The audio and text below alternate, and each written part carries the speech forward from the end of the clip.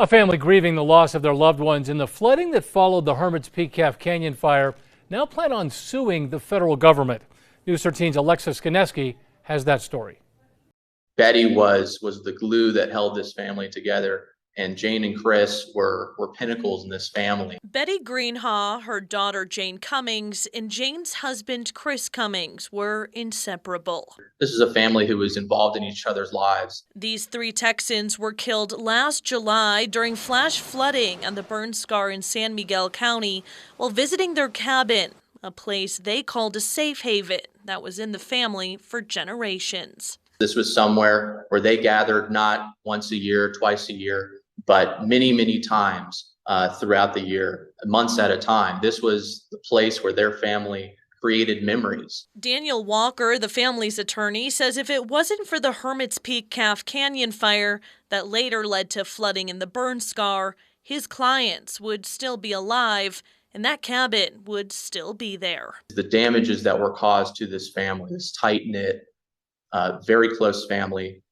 has been destroyed by the negligence of the federal government and the U.S. Forest Service. The family plans to file a lawsuit against the feds who started the fire during a prescribed burn.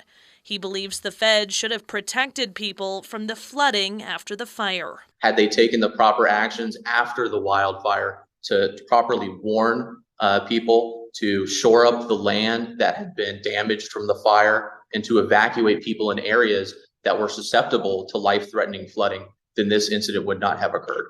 Walker wants justice for the family and to make sure the feds pay for their mistakes. We hope that by bringing this lawsuit, we will encourage the government to act better in the future, to implement better policies, better procedures, so that incidents like this never happen again.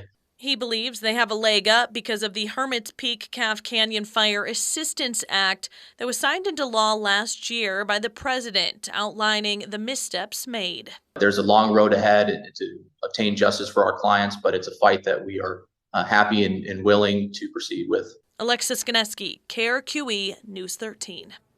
Under the Federal Tort Claims Act, there's a 6-month waiting period before a lawsuit can be filed. Walker says they plan to officially file after that.